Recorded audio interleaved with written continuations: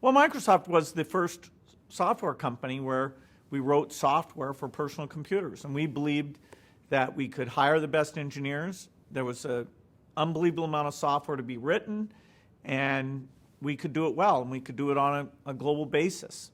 And the original customer base was the hardware manufacturers, and we sold to literally hundreds and hundreds, over 100 companies in Japan, over 100 companies doing word processors and industrial control type things.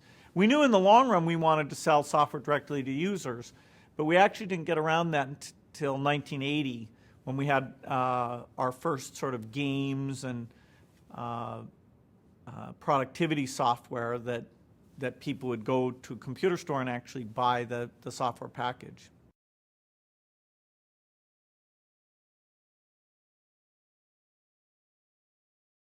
We actually talked about it in an article in, I think, 1977 was the first time it appears in print, where we say a computer on every desk and in every home, and actually we said running Microsoft software.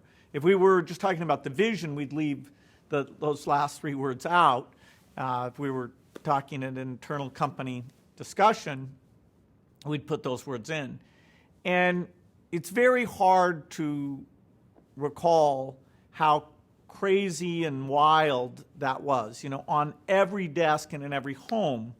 At the time, you have people who are very smart saying, why would somebody need a computer? Even Ken Olsen, who had run this company, Digital Equipment, who made the computer I grew up with, and that we admired both him and his company immensely, was saying that this seemed kind of a silly idea that people would want to have a computer.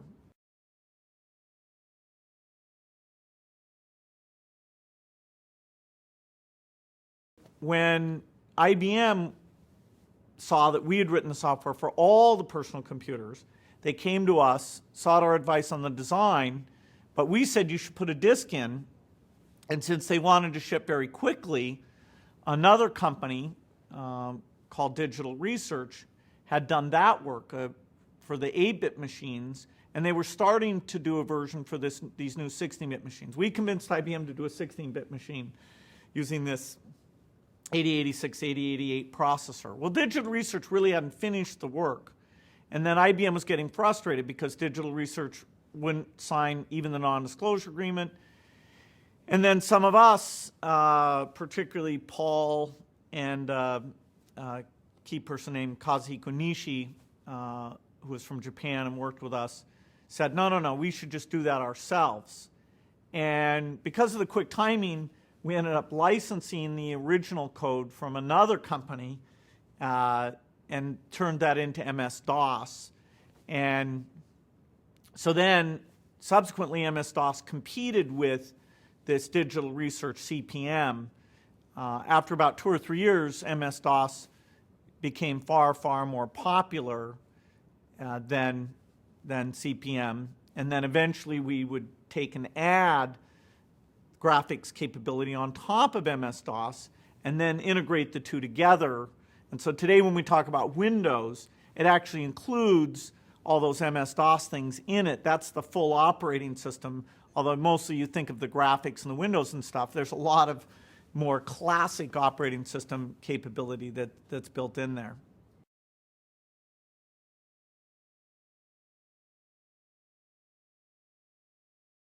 The IBM initial deal is a flat fee deal, another flat fee deal. It had certain restrictions that prevented IBM from selling to other hardware makers. So if people did IBM PC compatible machines, we would get the revenue by doing business directly with those people. And the deal was very complicated, but it was a deal that Steve Ballmer, who's a key person at the company by that time, and I thought a lot about, and it was a fairly junior team from IBM, and so we tried to make sure that given our belief that personal computers would be hyper popular, that Microsoft would get a lot of that upside. So they felt they got a very good deal, which they did, but as the industry expanded, we, for new versions and for different machines, we got that opportunity, even though they did not pay us a royalty.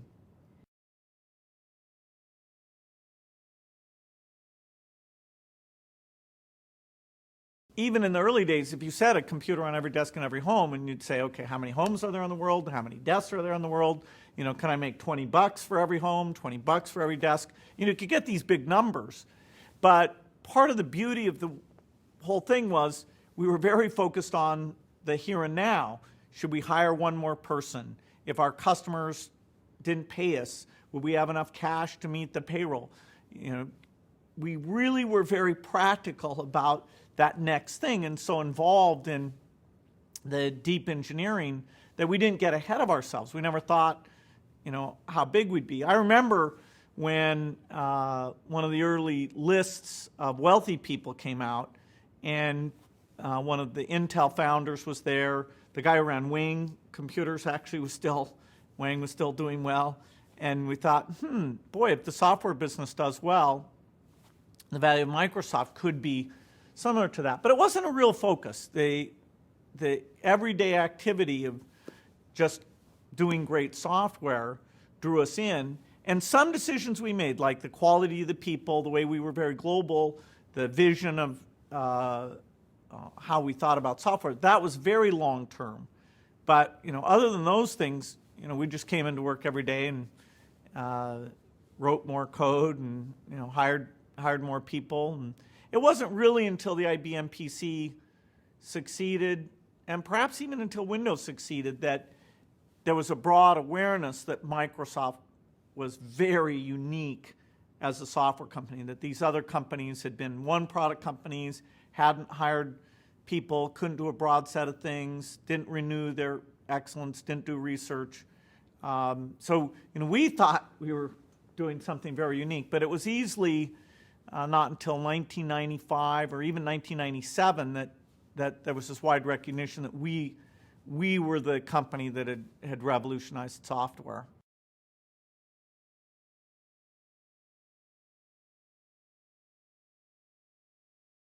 When I was very young, I hadn't been exposed to computers, so I was mostly just reading, doing math, learning about science, and I wasn't sure what my career would be. I knew I loved learning about things. I was an avid reader, but it was when I was 12 years old that I first got to use a computer, actually a very limited machine by today's standards. But that definitely fascinated me when I was first exposed. I was intrigued by figuring out what it could do and what it couldn't do, and some friends and I spent lots of time. The teachers got intimidated, so we were on our own trying to figure it out. Actually, we gave a course on computers to the other students, and it became, you know, a fascination where we got paid for doing computer work and talked about forming a company.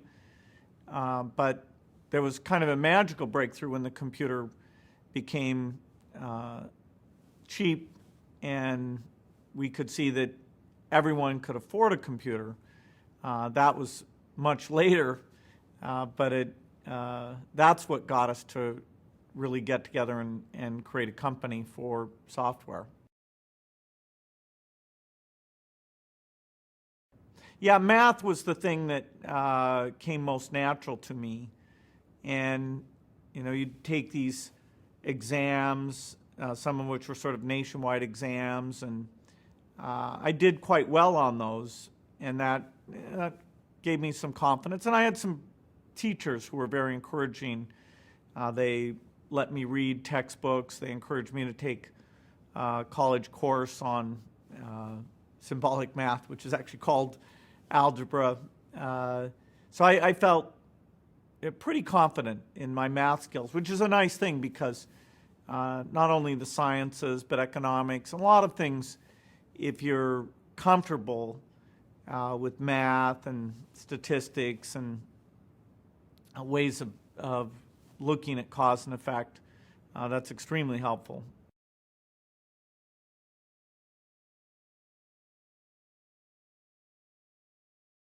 computers were immensely expensive and cost millions of dollars, a machine that was far less powerful than what you have in a cell phone today. And so that either you'd have a very important application or you just shared the machine with other people, and still you had to pay quite a bit of money. And so time sharing is where you're connected up and sharing the machine. It's a lot better than sending your programs in because you can see when you make a mistake pretty quickly. Even so, because they charge us so much, we'd actually type the programs offline on a paper tape so that we didn't have any delay for typing.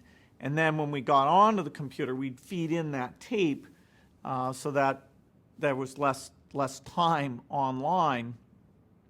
But it gave you a sense of, okay, what you got right and wrong, and you could try and correct things.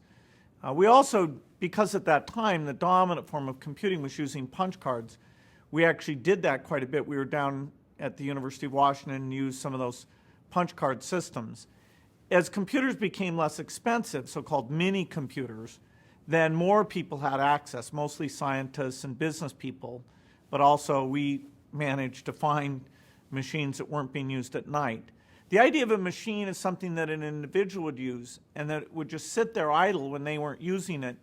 That only made sense about a decade later when the work that we and others had done had gotten the price down so dramatically that the idea of a computer sitting idle, doesn't feel like some huge waste of resources like it did when they were so expensive and rare.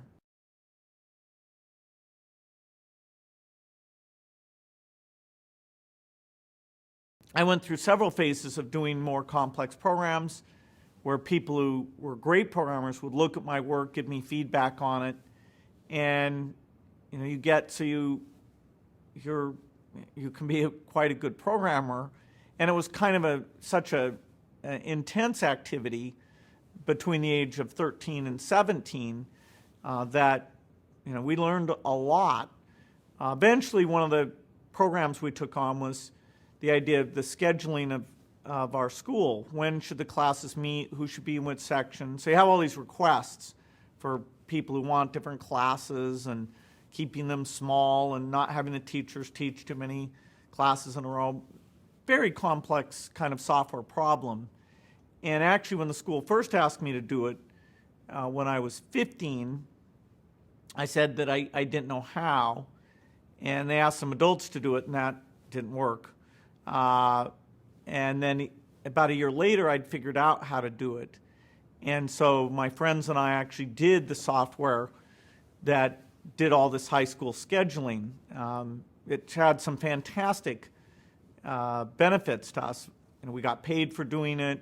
It was exactly the kind of complex problem that developed my skills very well.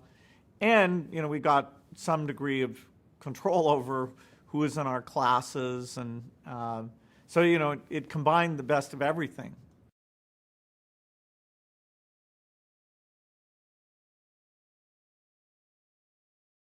Well, my parents had been fantastic throughout my whole student career. I mean, getting me to go to Lakeside, that my senior year at Lakeside, where I wanted to take time off and do this job at TRW, they'd been very supportive of that, letting me live down in Vancouver, Washington.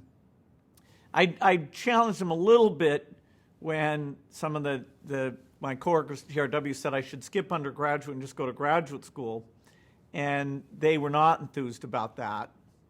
It looked like I would have an opportunity to do that, but I didn't. I just went to Harvard, and that was another case where they were right, that socially being with other undergraduates was good. I got to take graduate courses up at MIT, and I did that to a limited degree. So I kind of had the best of both worlds. Anyway, when it came time to go on leave from Harvard, the policies of the school about if you're gone, letting you come back are incredibly generous. And so if the enterprise had failed, then I would have been back. And so my parents were a little surprised and kind of wondering what it meant. But they were pretty supportive.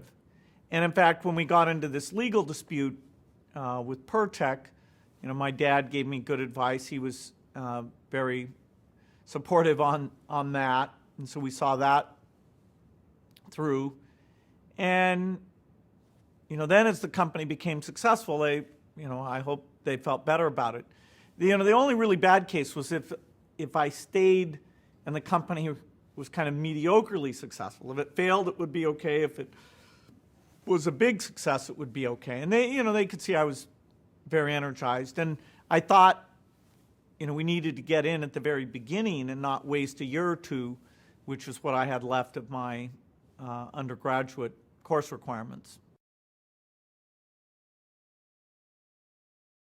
Well, I think the American dream is this kind of a global dream now, that young people can come up with new ideas and create companies that make a contribution, not just jobs, but whatever their innovations that they bring about.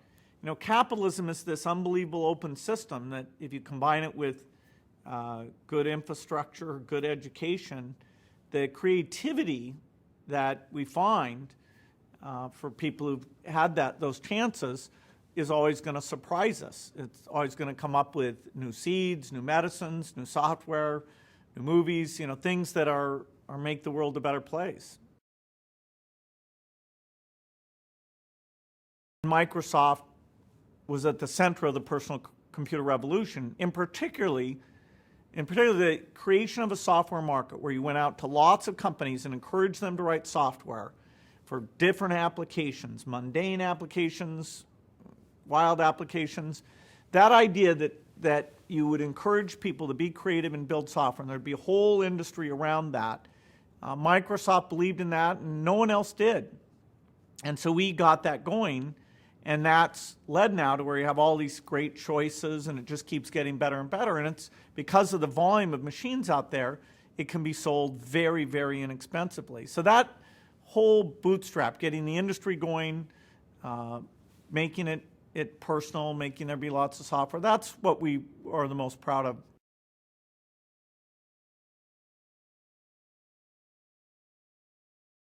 The foundation got started in the late 90s with my dad encouraging me, an executive named Patty Stone-Cipher who left Microsoft, were helping out. I was still very busy. Our kids were very young. But we got going. We put computers in libraries in many different countries, including the United States. We did some scholarship things. We were learning about reproductive health and population issues. And that kept growing. And we met people who knew about vaccines. And so it was a part-time thing. Global health was a bit over half. The U.S.-focused library scholarship education work was over a quarter.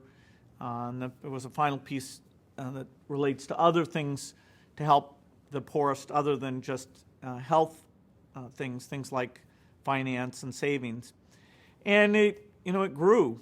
And then I saw that I could make a unique contribution there and created a transition plan that was 4 years in the making. And so now I'm full-time at the foundation and playing a role of being the chairman and traveling a lot. So it's equally challenging. It's very fulfilling. It's taking these resources that I'm lucky enough to have because of the success of Microsoft and giving those back to the society in a way that can have the biggest impact.